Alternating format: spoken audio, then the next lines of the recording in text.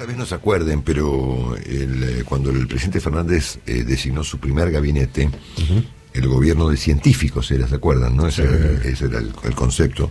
Ahí estaba un señor Luis Basterra, que fue el primer ministro de Agricultura que tuvo el presidente Fernández, que ahora es el ministro de Cultura y Educación del gobierno del inefable Gildo Infran en la provincia de Formosa, ¿no? En su condición de ministro de Educación de la provincia de Formosa, el señor Basterra, ayer, bajo el argumento de garantizar el derecho a la educación y propiciando lo que llama una inclusión efectiva, determinó que un alumno que, por ejemplo, tiene 20 materias previas puede avanzar en su trayectoria educativa sin ningún inconveniente que se interponga en su carrera. Para 20 previas son casi 2 años. Sí, 2 años. Sí. Son 2 años. De las 2020, 2021. Bueno, acá yo creo que hay un error conceptual severo y en el encomillado de la historia, cuando dice que de este modo se garantiza el derecho a la educación. No, se garantiza otra cosa, pero la palabra educación no aplica acá.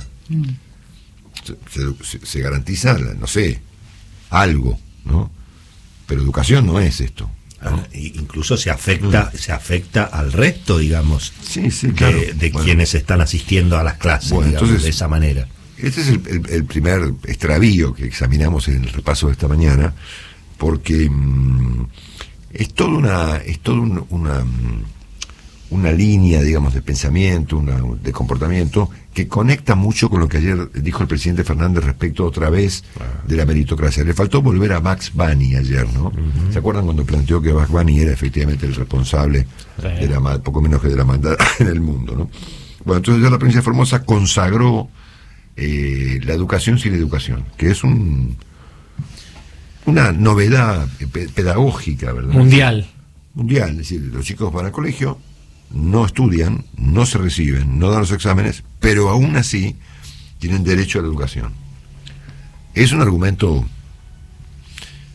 extraordinario, ¿no es cierto? Bueno, que hace juego con lo que volvió a plantear ayer el presidente respecto de que el individualismo, la meritocracia son valores inapropiados, ¿no es cierto? Así que hay una sociedad hoy en día, digamos, él dijo, de capitalismo salvaje, en donde lo único que cuenta es el individualismo y la meritocracia como valores supremos, ¿no? Claro. Entonces, lo que está pasando por la cabeza del señor Basterra es lo mismo que pasa por la cabeza del presidente Alberto Fernández. Lo escuchamos. Hay una parte de la Argentina que ha desarrollado otros valores valiosísimos, que no pueden quedar en el corset de la economía formal. Que no pueden quedar, no entran. La economía formal, además, producto de este capitalismo salvaje en el que uno vive, ha desarrollado el individualismo y ha desarrollado la meritocracia como valores supremos. Y el mérito es muy importante. Miren el mérito que tienen todos los trabajadores que han mantenido en pie esta empresa. ¡Enorme mérito! Pero el mérito es posible valorarlo si es que todos tenemos las mismas condiciones para acceder a hacer lo que tenemos que hacer. Y no vivimos en esa sociedad. Algunos tienen muchas condiciones y a otros les faltan condiciones de acceso para poder pelearla. Bueno, obviamente que hay una relación aún más dramática entre lo que hizo Basterra y lo que dijo el presidente. Porque el presidente reclama en este discurso que, bueno, esta gente no tiene ingreso, no puede ingresar al sistema, ¿no es cierto? Que en gran parte tiene que ver con justamente la falta de educación. Exacto. Totalmente. Es como si se hubieran puesto de acuerdo. Probablemente no fue así, pero viste lo que son las carambolas de la vida, ¿no? Es decir, por casualidad, lo que hizo el ministro de Educación Basterra en la provincia de Formosa coincide perfectamente con lo que dijo el presidente. Claro, obviamente, ¿cómo va a ingresar la gente a un sistema formal si cuando una compañía como Toyota va a buscar empleados o operarios o funcionarios no encuentra gente que tenga un mínimo de educación? No califican. Porque educación no es el título que te da el ministro para decir que fuiste al colegio. No es otra cosa, ¿no? Sí. Tener mínimo conocimiento de lo básico. Por lo menos de lo básico, ¿verdad? Bueno, así que hay una línea que conecta a lo que dijo el señor Basterra con lo que dijo ayer en esta cantinela del presidente Fernández, que se le ha agarrado con la meritocracia, ¿no? Que el mérito debe ser un disvalor, digamos. Yo lo entiendo a Fernández también, en algún sentido, porque no entiendo cuál es su mérito. Si miramos su propio caso, digamos, las personas llegan a ciertos lugares como consecuencia de ¿qué? Del mérito. ¿no? El esfuerzo, sí, del mérito. O de algún mérito, ¿no? Que no parece ser el caso de la persona que ha planteado esta crítica justamente a la meritocracia. Dicho esto, y hablando del presidente, el presidente viaja la semana próxima, creo que el lunes, si no me equivoco, sí, a Europa. Va a estar en Alemania, va a estar en España, no sabemos si va a estar en Francia, y va a verse con el presidente Pedro Sánchez, ¿no? Y hay dos temas interesantes para mirar acá, porque Pedro Sánchez padece en algún sentido muchos de los problemas de los obstáculos que también tiene Fernández. Es decir, él tiene una coalición. Saben ustedes que el sistema político español un día estalló en pedazos, ¿no? Y de un bipartidismo bastante virtuoso que hubo entre el Partido Popular y el Partido Socialista Español, se pasó a un formato donde hay 5 o 6 fuerzas dominantes y por lo tanto construir un gobierno se volvió una cosa muy complicada, y por supuesto gobernar sobre la base de coaliciones formateadas con partidos tan contrapuestos se vuelve prácticamente inviable. Aún así, el presidente Sánchez, y en contra de lo que postulan sus aliados políticos, tuvo una actitud muy digna frente a Ucrania. ¿Qué hizo Sánchez? Fue a Kiev, ¿no es cierto? A Kiev, a la capital de Ucrania. No solamente eso, siendo que España no es una potencia nuclear, envió armas. Correcto. Y ayuda a los ucranianos, ¿no es cierto? Entonces me parece que el presidente Fernández debiera conversar un poco estos dos temas con su amigo Pedro Sánchez. Yo lo conocía a Sánchez, tuve oportunidad de entrevistarlo para CNN hace un tiempo, cuando estuvo acá en Buenos Aires en la cumbre del G20, en la época de Macri. A ver, Sánchez no es Felipe González, ¿ok? Claro. No es Felipe González, pero es un presidente con cara y ojos, ¿no es cierto? Entonces estaría bueno que Sánchez le cuente al presidente cómo se hace para, con algún nivel de liderazgo, sortear los obstáculos que presentan las coaliciones de gobierno hoy en día, y qué cosa es lo que un presidente digno hace hoy en esta instancia de carácter mundial, que es hacer algo. O sea, Argentina no tiene ni plata ni armas, ¿no? Como tiene España o Gran Bretaña o Alemania, ¿no? Pero me parece que Argentina podría hacer algo por Ucrania, ¿no? Pero claro, tiene alimentos, tiene granos, qué sé yo. Algo, no sé bien qué, en todo caso lo podemos pensar juntos, pero estaría muy bueno que la Argentina esté representada en este conflicto del lado apropiado del conflicto, no como ocurrió cuando el presidente, horas antes, a ver, todo el mundo sabía que la invasión era inminente, hasta yo lo sabía que no existe, ¿okay? ¿Y por qué yo lo sabía? Porque sé mirar. Yo no tengo ninguna forma de saberlo que no sea como resultado de la observación. Entonces uno veía el avance de la idea de la independencia del Donbass y sabía que automáticamente las repúblicas del Donbass se declaraban independientes, venía la invasión. Era una cosa, una obviedad. Es decir, nadie sabía cuándo. No hace falta ser un presidente para darte con ese. Lo sabía yo, que soy un 4 de copa, ¿no es cierto? Pero el presidente aún así va a Rusia y probablemente comete uno de los errores más graves que ha cometido durante su presidencia, que es ofrecerse a Putin, ¿no? En el altar de la señora de Kirchner. Bueno, tiene una oportunidad para resolverlo, va a estar en Europa, ¿no? Y sería muy edificante para la Argentina que una vez en su vida Argentina tome un lugar correcto cuando hay obviamente un conflicto. El presidente podría ir a Kiev. ¿Por qué no? Me dice, mira, ahora está el tomate. Bueno, o sea, es que tengo alguna imaginación, sí, ¿no? Siempre hay una oportunidad para hacer las cosas correctas, ¿no es cierto? En este contexto, les recordamos que ayer hubo de vuelta simulacros de disparos de misiles con capacidad nuclear, los misiles Iskander. No son los Satan 2, pero también se parecen. Aviones, tanques, digamos, todo lo que es la operación alrededor de un ataque nuclear. Bueno, lo de Mariupol fue directamente una cacería, fue una cosa repugnante. Y ayer, o anteayer, en rigor de verdad, ocurrió un episodio similar en una ciudad llamada Kramatorsk, que queda justamente en el Donbass, en la zona este de Ucrania, donde directamente hicieron una masacre contra edificios y viviendas de personas, de civiles desarmados. Al punto tal que hubo ayer también un bombardeo sobre un parque de diversiones, ¿no? Murió un chico, ¿no? Sí. El dato que se agrega esta mañana, Marcelo, es que la ofensiva sí es clave y va a ser clave en Mariupol para ganarla totalmente este fin de semana. Bueno. Eso es lo que dice la inteligencia británica y estadounidense esta mañana. En este punto de la historia aparecen dos argentinos, ¿no? Uno es Enrique Piñeiro. Enrique Piñeiro es un piloto muy conocido como consecuencia de su papel en su momento en Lapa. Él denuncia y deja Lapa antes del accidente famoso en Lapa, denunciando justamente problemas de seguridad. Se volvió cineasta, él filmó la historia de Lapa en el cine, y es un personaje multifacético. ¿Saben? Hay una parte de él que se conoce recién ahora. Claro, porque mucha gente se pregunta, ¿cómo el tipo tiene un avión? Tiene un Boeing 787. Claro. Bueno, él es heredero de la familia Roca, claro. Enrique Piñeiro es el hijo de una hermana de los fundadores de la compañía del grupo Techint.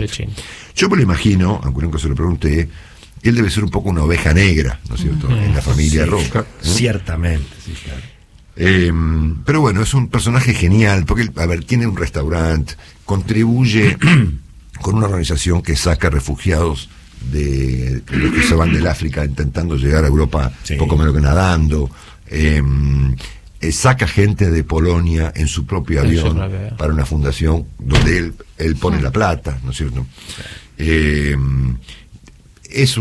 un espectáculo de teatro en España, es un personaje completamente increíble, ¿no? Siempre fue muy valiente para denunciar los curros de aerolíneas. Yo lo conozco poco, pero tuve oportunidad de entrevistarlo hace unos días para CNN Televisión en una entrevista que se va a presentar justamente este domingo. Y digo esto porque en las próximas horas sale, creo que es un tercer vuelo de... ¿Saben que él hizo hasta ahora el vuelo más largo del mundo, no? Él unió Corea del Sur con Buenos Aires, ¿no? En un vuelo de 18 horas. Ahora lo va a superar Qantas, que va a ser un vuelo un poco más largo, pero bueno, esos detalles no vienen al caso. Lo cierto está en que Enrique Piñeiro está emprendiendo su tercer misión, ahora para traer, esto es lo más importante que yo sepa de Argentina respecto a Ucrania. Ha conseguido que Argentina reciba un conjunto de refugiados ucranianos en el país, y él nos contó, en lo que vamos a compartir en la tele el domingo, bueno, su rol en esta historia de sacar refugiados que están en Polonia, que es gente que tuvo que salir, por supuesto, de su país. Lo escuchamos. De la mano de estos grandes desplazamientos viene un hecho muy oscuro y muy triste, que es el tráfico de personas. Sí, claro. Pero lo ves, O sea, a salir a la estación central de Varsovia, un bus lleno de chicas de 18 a 20 años. Y le decís a la policía polaca, y pues están desbordados, no pueden hacer nada, pero se pasan los datos a los controles de frontera y efectivamente era gente de trata. Pero ya lo veías por los diálogos, ¿viste? Claro. Como era todo muy raro. ¿Cuánta gente pudiste sacar de Varsovia? Ucranianos que estaban en Varsovia en su condición de Y de Varsovia refugiados. ya debemos haber sacado 700 más o menos. ¿Y los llevaste Llevamos 2 veces a Roma, una a Barcelona, una a Madrid, y ahora vamos a hacer un vuelo a Estocolmo, el 2 de mayo. Ok. ¿Y todo eso lo pagaste vos? Sí. Bueno, él le compró un avión muy grande, un Boeing 787, un avión realmente muy grande, a Aeroméxico, ¿no? Y lo utiliza para estas cosas, ¿no? Para hacer misiones humanitarias pagadas por él. Un personaje genial que contrasta mucho con otro argentino que está participando de esta discusión por Ucrania, que es el Papa Francisco, que como todo jesuita, digamos, y como ha caracterizado realmente a los comentarios del Papa Francisco respecto de todos los asuntos de los que se ha ocupado, tiene posiciones muy ambiguas, o muy contradictorias, o muy indirectas, o en algunos casos prácticamente indescifrables, ¿no es cierto? En estos vaivenes que el Papa ha tenido respecto al tema de Ucrania, que pasaron de condenar a Rusia a, en su momento, echarle la culpa a los ucranianos, ¿se acuerdan? Que dijo acá la culpa es de los dos. Bueno. En las últimas horas el Papa, después de haber inclusive criticado al patriarca de la Iglesia Ortodoxa rusa, el señor Kirill, bueno, anteayer dijo que, bueno, esto es el resultado de que la OTAN le ladró a Rusia. Y por supuesto el Papa tiene que entender que el común de las personas interpretamos ese comentario. Es decir, si el Papa no quiere ser mal interpretado, debería ser más específico con lo que dice. Pero como acá todo el mundo habla media lengua, ¿no es cierto? Todos nos hemos vuelto unos interpretadores de las protagonistas que hablan la media lengua, ¿no? Bueno, entonces el Papa hizo un comentario muy inapropiado, diciendo que, bueno, finalmente la guerra es el resultado de que la OTAN y Ucrania le ladraron a Rusia, ¿no? Provocaron, digamos. Bueno, nosotros ayer leímos parte del artículo de Javier Cercas, donde se explica con toda claridad que Ucrania, en su condición de país independiente, tiene todo el derecho del mundo a mirar a donde se le ocurra. En este caso, hacia Occidente, ¿no es cierto?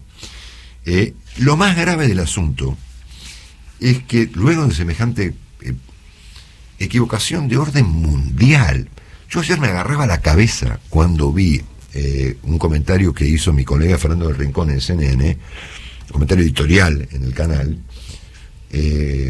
contando con asombro lo que había dicho el Papa. Es decir, es el Papa, excepto que no les hayan explicado al Papa que están bombardeando chicos, yo dudo que el Papa esté mal informado, O sea, me imagino que el Servicio Exterior Vaticano es muy profesional. Pero lo más grave del asunto es que ayer la Iglesia Argentina, poco menos que le pidió disculpas al Papa por las críticas que recibió. En una carta firmada por el obispo Ojea, los términos son querido Papa Francisco, tus hermanos obispos de la Iglesia que peregrina en la Argentina, reunidos en asamblea plenaria, deseamos hacerte llegar nuestra cercanía, afecto y adhesión. El Señor te está pidiendo que en estos momentos de la historia de la humanidad seas un mensajero de la paz. Nosotros que te conocemos sabemos de tu valentía y tenacidad incansables para trabajar por el bien y la paz entre Rusia y Ucrania y en todo el mundo. Y le atribuyen las críticas que el Papa recibió por su inapropiado comentario respecto de los ladridos de los perros en la frontera de Rusia a los poderes concentrados. O sea que la Iglesia Argentina termina de embarrar, inclusive hasta de exaltar el desafortunadísimo comentario que el Papa hizo, que por supuesto para mucha gente es casi poco menos que la justificación de una guerra de esta naturaleza. Es como decir, mira, ¿sabes qué? Los checoslovacos que estaban en los Sudetes, bueno, ¿saben qué? Hablaban alemán. Entonces, y bueno, entonces si vos vas y les ladrás, y bueno, ahí va Hitler y empieza la Segunda Guerra Mundial, ¿no es cierto? Una salvajada. O sea, estas cosas no se pueden justificar, ¿sí? No hay ningún justificativo posible, ni en el plano moral, para justificar semejante episodio, semejante matanza, semejante genocidio. La Argentina está en cualquier otra cosa, obviamente acá no es ni tema esto, ¿no es cierto? Ojo, por eso decía, ojalá el presidente tome un papel protagónico, como sus pares del mundo.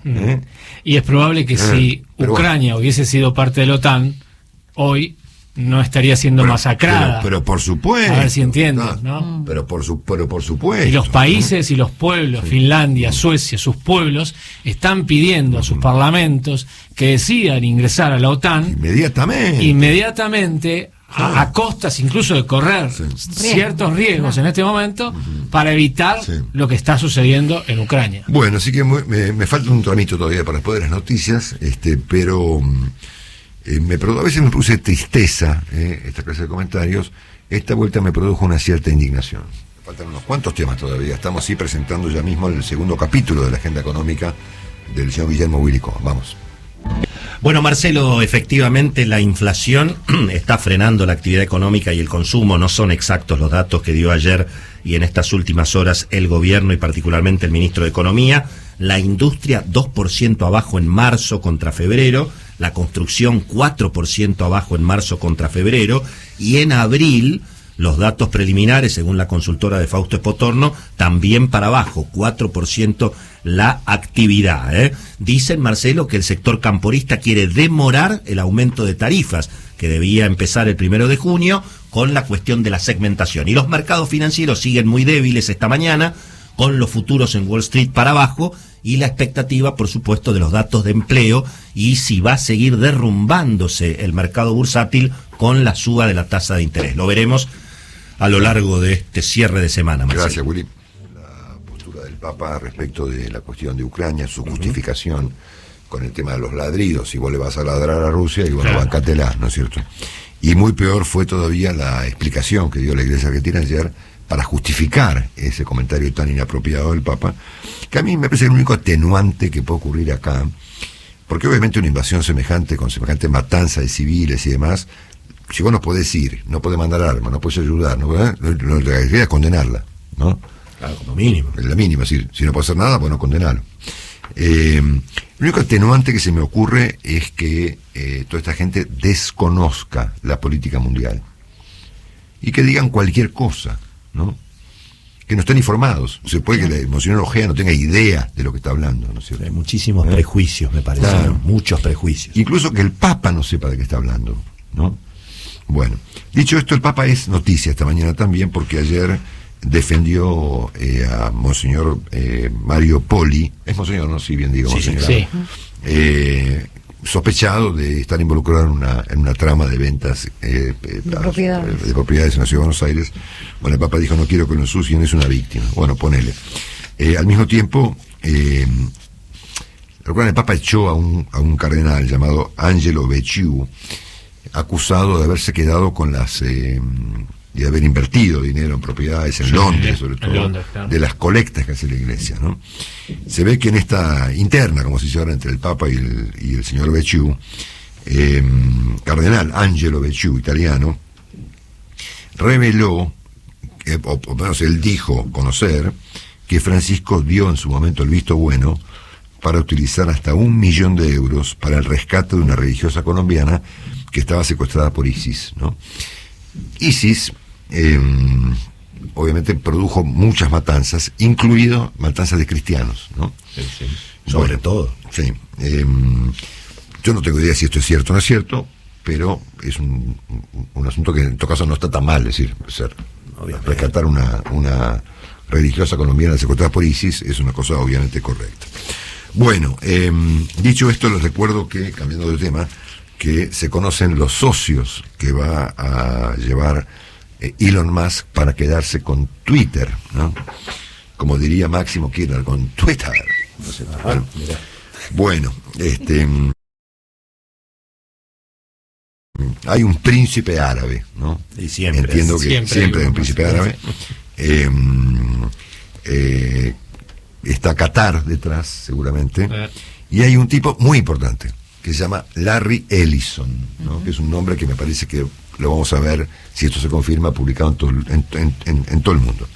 Ellison es el dueño de la compañía Oracle, que es una compañía de tecnología muy importante, y Ellison es además de ser un empresario, es un teórico de la informática, un tipo muy importante.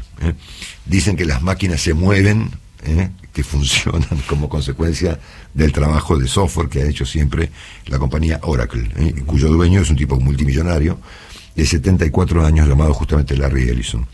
Las imágenes de Ellison dan cuenta de un tipo que parece de 50 años, ¿no? Así que seguramente haya algún procedimiento que nosotros, los que no tenemos 100.000 palos, desconocemos, para mantenerse también, ¿no? También, ¿no es cierto? Se ve que va en serio todo, Marcelo, porque las acciones de Twitter ayer fueron lo único que se salvó. Mira vos. ¿No? Subían casi 3%, acercándose al valor que el tal Musk dice que va a pagar, ¿no? Bueno, hoy tenemos la presentación de la señora Kirchner en la provincia del Chaco, en una universidad que está tan cuestionada como ella misma, ¿no? Bueno, presumo que basta indirecta, se van a entender entre personas que están acusadas de lavado y de amenazas, manejando la llamada Universidad Nacional del Chaco Austral, y ahí, bueno, en este contexto tan curioso, la señora Kirchner va a ser distinguida con un doctorado honoris causa y deberá hacer una ponencia sobre poco menos que el futuro de la democracia, que es el asunto del que va a hablar. Obviamente que todo el mundo espera, en Argentina se paraliza esperando a ver si la señora Kirchner dice algo, ¿no? Bueno, Así que va a ser un tema si lo dice o si no lo dice. Ayer hubo una directamente ridícula marcha contra la Suprema Corte de Justicia, protagonizada por unas 3.000 personas, pero que fue convocada por todo el peronismo, entero, ¿no? Desde el Frente de Todos, el masismo, los sindicatos, Baradel, Claudio Lozano, Pablo Moyano, Amado Vudú, todos. No fue nadie igual. Sí, son 3.000 personas. Todos pidiendo sin mayor fundamento la renuncia a los jueces de la Corte de manera inmediata. Bueno, y por supuesto nos queda el ministro Guzmán. Ayer entramos en una suerte de confusión con el tema tarifario, ¿no? Sí, porque claro. Obviamente ustedes saben que en gran parte la discusión entre los sectores del peronismo, del kirchnerismo y del peronismo, están discutiendo sobre el aumento de tarifas, ¿no? Si debe ser mucho, como dice Guzmán y el fondo, o debe ser menos, como dice Cristina. Ahora no saben qué hacer. Yo leí, Willy, no sé si vos sabes algo del tema, que están demorando el asunto porque no saben cómo aplicar el aumento. Claro, hay un intento del camporismo justamente de postergar el aumento de tarifas con el argumento de que no se puede segmentar. Bueno, ese es un tema. El otro es que, ayer habló obviamente el ministro Guzmán ante los empresarios. Yo francamente no entiendo cómo no se levantaron y no se fueron, la verdad, ¿no? Porque lo de Guzmán fue como darse una clase, ¿no es cierto? Es una tomadura de pelo. Como si él fuese ajeno al problema que estaba describiendo. La parte central, digamos, de su discurso es la siguiente. La clave de cualquier esquema para atacar la inflación es transformar las expectativas. Por eso es fundamental tener no solamente un programa económico consistente, que es lo que hemos diseñado, sino que sea creíble, que se crea que esto es por donde se sigue. Nosotros venimos implementando ese programa sobre la base de la convicción de que este es el camino para tranquilizar a nuestra economía. La importancia de acumular reservas y la necesidad que crezca la generación de divisas. Me resulta realmente un misterio. ¿Qué quiere decir Guzmán cuando dice que hay que tranquilizar la economía? Eso es realmente un misterio. Me gustaría preguntárselo. ¿Qué quiere decir con que hay que tranquilizar la economía? ¿Qué tan nerviosa? Su identidad. ¿Qué sé yo? Porque la verdad es que la economía argentina está muerta, digamos. Es decir, no, hay que justamente revivirla, ¿no? Él ya mencionó muchas veces que su propósito es tranquilizar la economía argentina y en todo caso convengamos, en beneficio del ministro, que lo ha conseguido, ¿no? La economía está ahí, tranquila, frita, ¿no es cierto? Está opinado eso, Marcelo, ¿no? Pensá que ya lleva 50 inflación, sí, 50, 70. Bueno, sí. Bueno, digamos, a ver, la inflación la pobreza no se combate amplió con tranquilizantes, no se combate con políticas monetarias. Bueno, y después habló de las expectativas, que es justamente lo que él produce a la inversa. ¿Y qué más dijo? Acumulación de reserva. Eso sí que, digamos, no merece mucho análisis porque causa un poco de risa, digamos. Sí. Los diarios han interpretado toda esta historia como una suerte de respaldo. No importa. Dicho eso, hay un aspecto que sí quiero subrayar para terminar, que es el hecho de que el ministro se ha vuelto una especie de lobista, ¿no? Es una persona que habla en ciertos círculos, ¿no? Se dirige a los empresarios, en mayor medida ayer, en menor medida en el Yao Yao, pero me parece que el ministro debe enfrentar a los argentinos, ¿no? Los que merecen una explicación de parte del ministro son los argentinos. Los argentinos y el ministro son dos entidades que están completamente desconectadas. El ministro habla para los empresarios. En el Yao Yao para 5, ayer para 120, y asiste a reuniones donde parece que actuara como una especie de lobista del Fondo Monetario, o de no sé quién. Pero los argentinos merecen, o merecemos seguramente, una de estas explicaciones por parte del ministro Guzmán.